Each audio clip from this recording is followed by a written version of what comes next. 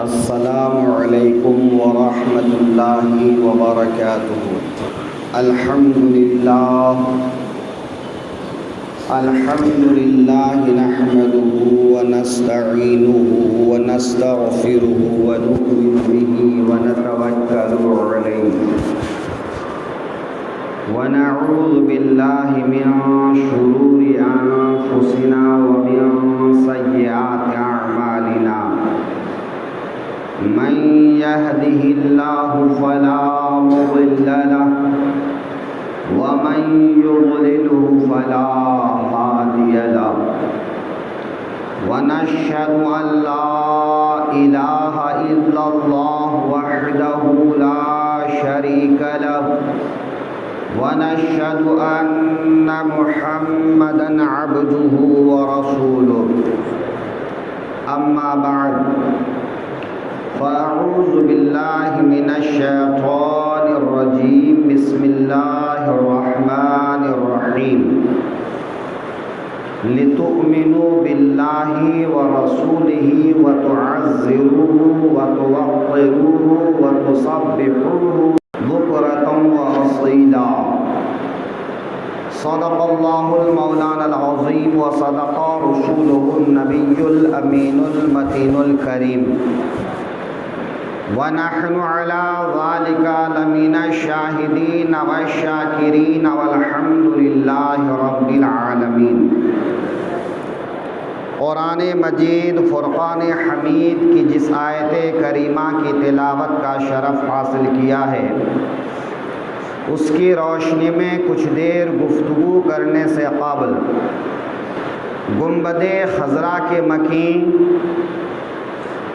رسول اللہ صلی اللہ علیہ وآلہ وسلم کی بارگاہ میں انتہائی عقیدت و محبت کے ساتھ درود پاک کا نذرانہ پیش کریں۔ اللہم صلی علی سیدنا و مولانا محمد معدن الجود والکرم وآلہ واصحابہ بارک وسلم۔ میرے معبود مجھے آتش دوزخ سے بچا، میرے معبود مجھے آتش دوزخ سے بچا، آتش عشق نبی دل میں فروزاں کر دے، آتش عشق نبی دل میں فروزاں کر دے، اور تیرے محبوب کا فرمان ہے نصرت بالرعب، اور تیرے محبوب کا فرمان ہے نصرت بالرعب، پھر اسی رعب سے دشمن کی جماعت کو ہراساں کر دے، اور تیری توفیق سے ہے واصف سرکار حسن، تیری توفیق سے ہے واصف سرکار حسن، صدقہ جان جہاں خادم حساں کر دے، صدقہ جان جہاں خادم حساں کر دے۔ عزیزان محترم، گزشتہ جمعہ عرض کیا تھا کہ اللہ رب العزت ارشاد فرما رہا ہے کہ اپنے حبیب صلی اللہ علیہ وسلم کی تعظیم و تکریم کرو۔ اللہ کے حبیب کی تعظیم و تکریم کے سلسلے میں پچھلے جمعہ قرآن مقدس کی ایک آیت اور اس سے متعلق کچھ گفتگو عرض کیا تھا۔ آج ایک دوسری آیت سے متعلق گفتگو کریں گے۔ اللہ رب العزت ارشاد فرما رہا ہے، یا ایھا الذین آمنوا لا ترفعوا اصواتکم فوق صوت النبی ولا تجہروا لہ بالقول کجہر بعضکم لبعض ان تحبط اعمالکم وانتم لا تشعرون۔ اللہ رب العزت ارشاد فرما رہا ہے اے ایمان والو نبی کی آواز سے اپنی آواز بلند نہ کرو، یا اے ایمان والو نبی کی بارگاہ میں اپنی آواز اونچی نہ کرو، اور نبی کو ایسے نہ پکارو جیسے تم آپس میں بعض کو پکارتے ہو، کہیں ایسا نہ ہو کہ تمہارے اعمال برباد کر دیے جائیں اور تمہیں اس بات کا شعور نہ ہو۔ ذرا غور کیجئے، اللہ رب العزت نے اپنے حبیب کی کتنی عظیم شان بیان فرمایا ہے کہ اے لوگو، نبی کی بارگاہ کا ادب یہ ہے کہ ان کے آگے اپنی آواز اونچی نہ کرو، اور یہ آواز اونچی کرنا چاہے وہ حیات ظاہری میں ہو یا حیات ظاہری سے پردہ فرمانے کے بعد ہو، کبھی بھی کسی ایمان والے کے لیے یہ جائز نہیں ہے کہ وہ اپنی آواز نبی کی بارگاہ میں اونچی کرے، اپنی آواز نبی کی بارگاہ میں تیکھی کرے، اپنی آواز نبی کی بارگاہ میں اس طرح کرے کہ اس سے نبی کی توہین کا شبہ بھی پیدا ہو، اپنی بات نبی کی بارگاہ میں اس طرح نہ کہے کہ کہیں نبی کی شان کو ٹھیس پہنچے، بلکہ جب بھی بات کرو نبی کی بارگاہ میں عاجزانہ بات کرو، نبی کی بارگاہ میں جھک کر بات کرو۔ نبی کے ادب کا تقاضا یہ ہے کہ نبی کی بارگاہ میں ہمیشہ اپنی آواز نیچی رکھو۔ اس پر آگے بڑھنے سے پہلے عرض کروں، امام مالک رحمت اللہ تعالی علیہ مقلدین اہل سنت والجماعت جو پوری دنیا میں آج بھی کثرت کے ساتھ پائے جاتے ہیں، اور تقلید شخصی پر علماء کا اجتماع ہے۔ ہمارے دیار میں زیادہ تر لوگ امام اعظم ابو حنیفہ کے مسائل پر عمل کرتے ہیں، لیکن دوسرے بعض علاقوں میں کہیں شافعی مسلک پر عمل ہو رہا ہے، کہیں مالکی مسلک پر عمل ہو رہا ہے، اور کہیں حنبلی مسلک پر عمل ہو رہا ہے، اور مسلمانوں کے لیے لازم ہے کہ وہ 4 اماموں میں سے کسی ایک امام کی پیروی کریں اور ان کے بتائے ہوئے مسائل پر وہ اپنی زندگی گزاریں، ورنہ جو تقلید سے آزاد ہوتا ہے وہ دین سے آزاد ہو جاتا ہے، وہ شریعت سے آزاد ہو جاتا ہے، وہ اسلام سے آزاد ہو جاتا ہے۔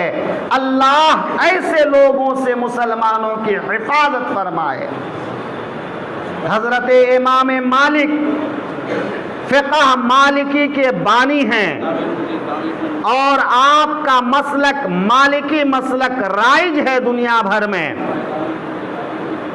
امام مالک رحمت اللہ تعالی علیہ مدینہ شریف میں پیدا ہوتے ہیں، 17 برس کی عمر میں مدینہ شریف میں درس حدیث دینا شروع کرتے ہیں۔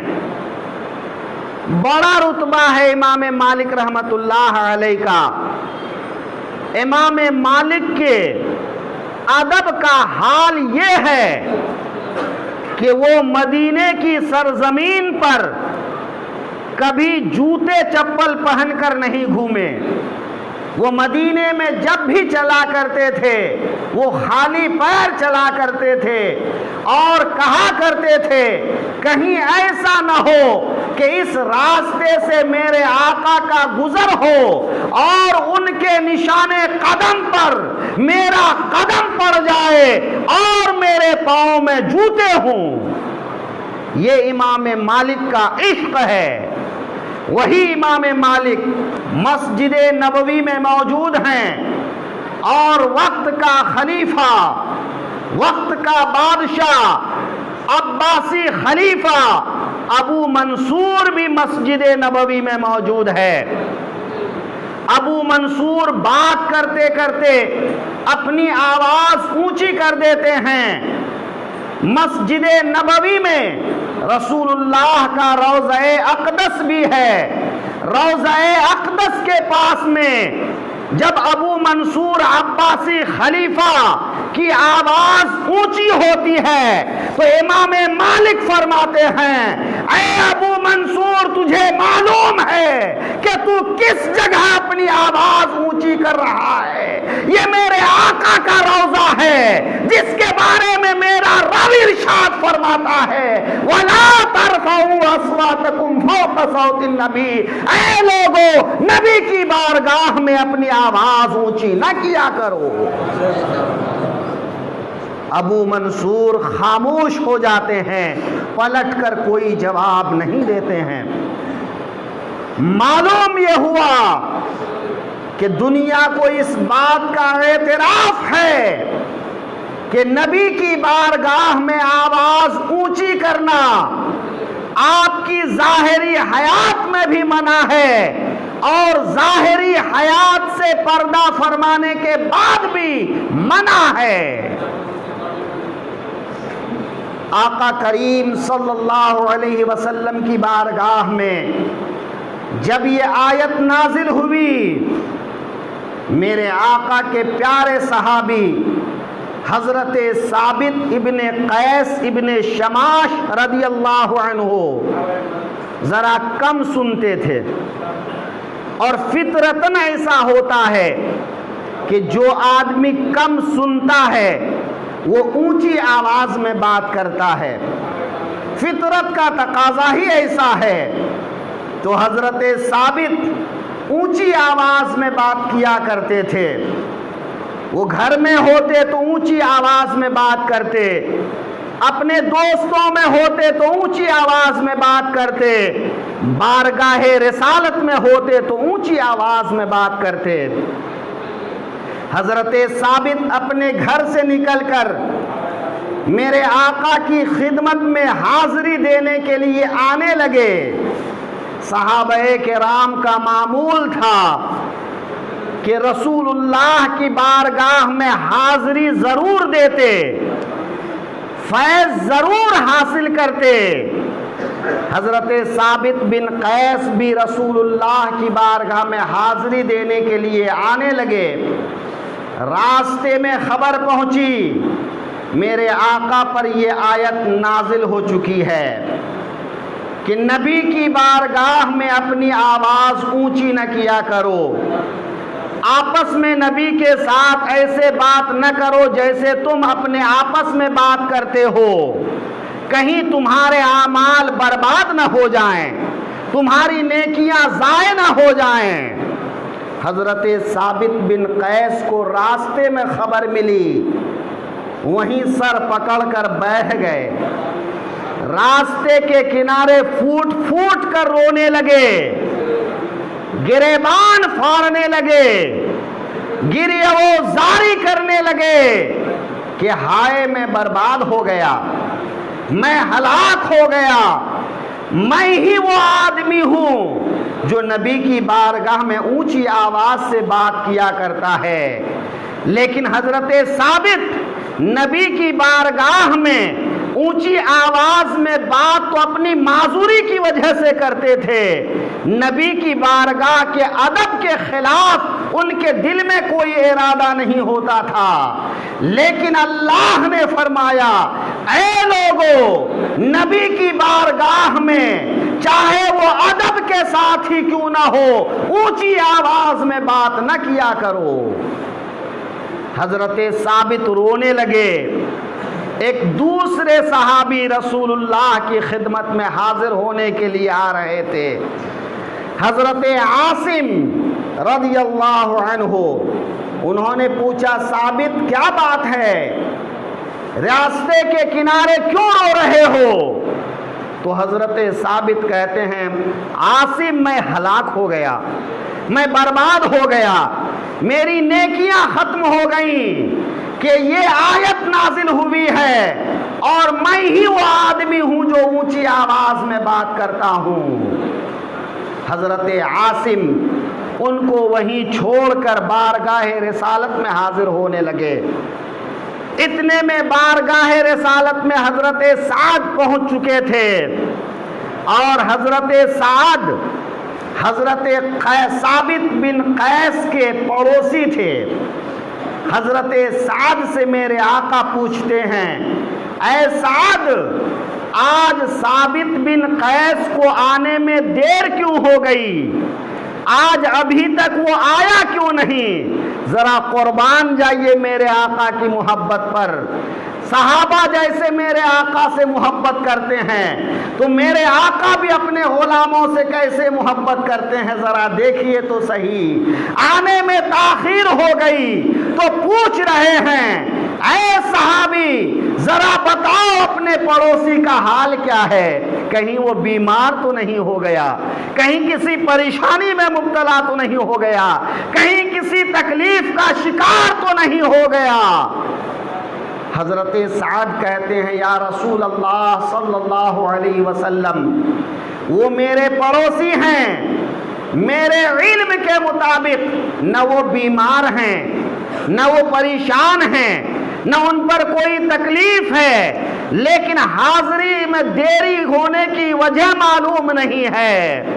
اتنے میں حضرت عاصم پہنچ گئے، عرض کرنے لگے یا رسول اللہ مجھے معلوم ہے، حضرت ثابت اب تک کیوں نہیں آئے مجھے معلوم ہے۔ میرے آقا کی بارگاہ میں پوری بات بتا دی۔ یا رسول اللہ وہ بیٹھ کر رو رہے ہیں کہ یہ آیت ان کے بارے میں نازل ہوئی ہے اور وہ اپنے عمل کے تباہ ہونے پر، برباد ہونے پر، اپنی ہلاکت و بربادی پر رو رہے ہیں۔ تو میرے آقا ارشاد فرماتے ہیں اے عاصم، میرا ثابت ان میں سے نہیں ہے، اس آیت کا مصداق ثابت بن قیس نہیں ہے، جاؤ میرے ثابت کو بلا کر لے آؤ۔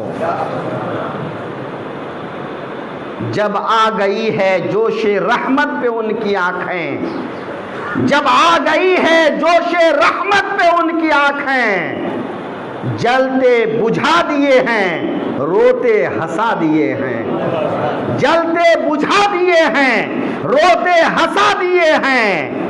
میرے آقا فرما رہے ہیں جاؤ میرے ثابت کو بلا کر لے آؤ۔ حضرت عاصم گئے تو دیکھا راستے میں موجود نہیں ہیں، ان کے گھر پہنچ گئے، ان کی زوجہ سے ملاقات ہوئی، پوچھا حضرت ثابت کہاں ہیں؟ تو کہا وہ رو رہے ہیں، گریہ وہ زاری کر رہے ہیں، گھر کے ایک کوٹھری میں، ایک کمرے میں اپنے کو بند کر لیے ہیں اور کہے ہیں کوئی بھی آئے میرے پاس نہ بھیجنا، میں اللہ کی بارگاہ میں اتنا روؤں گا، اتنا روؤں گا کہ اللہ میرے اس قصور کو معاف فرما دے۔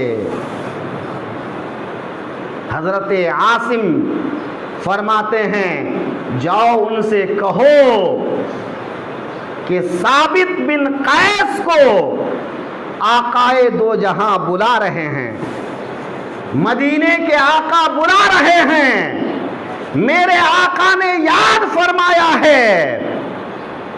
جیسے ہی یہ آواز حضرت ثابت کے کانوں میں پہنچتی ہے، سسکیاں بھرتے ہوئے حجرے سے باہر نکلتے ہیں اور دوڑتے ہوئے رسول اللہ کی خدمت میں حاضر ہو جاتے ہیں، آقا کے قدموں میں گر کر روتے ہیں یا رسول اللہ میں برباد ہو گیا، اے میرے آقا میں ہلاک ہو گیا۔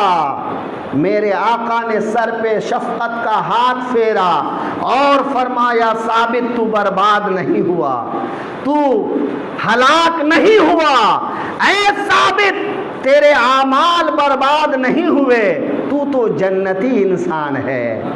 اے ثابت تو جنتی انسان ہے، میرے آقا کریم کے کرم پہ قربان جائیے، جس کو ساوی نے اور تفسیر روح البیان نے نقل کیا ہے۔ میرے آقا ارشاد فرماتے ہیں، اے ثابت بن قیس، کیا تم اس بات پر راضی نہیں ہو کہ تم ایک اچھی زندگی گزارو؟ اما ترضی ان تعیش حمیدا، کیا اس بات پر راضی نہیں ہو کہ ایک لائق تعریف زندگی گزارو؟ میرے آقا کا کرم بالائے کرم دیکھیے، اور فرماتے ہیں تقتل شہیدا، اے ثابت جب مرو تو شہادت کی موت مرو، کیا اس بات پر راضی نہیں ہو؟ میرے آقا اور کرم فرماتے ہیں، ارشاد فرماتے ہیں تدخل الجنہ، اے ثابت جنت میں داخل ہو جاؤ، کیا اس بات پر راضی نہیں ہو؟ اسی کو میرے اعلیٰ حضرت امام عشق و محبت عشق میں ڈوب کر فرماتے ہیں، میرے کریم سے گر قطرہ کسی نے مانگا، دریا بہا دیے ہیں، دربے بہا دیے ہیں۔ میرے آقا کا کرم تو دیکھیے، میرے آقا فرماتے ہیں ثابت تو ہلاک و برباد نہیں ہوا، بلکہ ایک اچھی زندگی، ایک اچھی موت، حیات جاویدانی اور جنتی زندگی کی بشارت دے کر فرماتے ہیں اما ترضی ان تعیش حمیدا وتقتل شہیدا وتدخل الجنہ، اے ثابت کیا تم راضی نہیں کہ دنیا میں زندگی گزارو تو لائق تعریف زندگی گزارو؟ ایک اچھی زندگی کسی کو مل جائے کہ لوگ اس سے ناراض نہ رہیں، لوگ اسے برا بھلا نہ کہیں، لوگ انہیں گھٹیا الفاظ سے یاد نہ کریں، ایک انسان کے لیے بڑا انعام ہوتا ہے۔ اب حضرت ثابت بن قیس اس کے بعد جب کبھی نکلتے ہیں تو صحابہ کہتے ہیں، اے صحابیوں، اگر کسی جنتی انسان کو دنیا میں دیکھنا ہو تو ثابت بن قیس کو دیکھ لو، کسی جنتی کو چلتا پھرتا دیکھنا ہو تو ثابت بن قیس کو دیکھ لو، یہ وہ جنتی انسان ہیں جن کے جنتی ہونے کے بارے میں میرے آقا نے بشارت سنائی ہے، خوشخبری سنائی ہے۔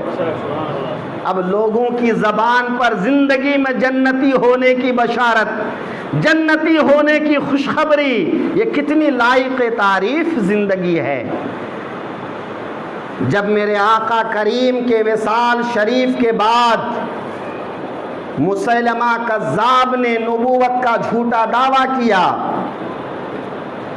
خالد بن ولید کی سربراہی میں جنگ یمامہ لڑی گئی۔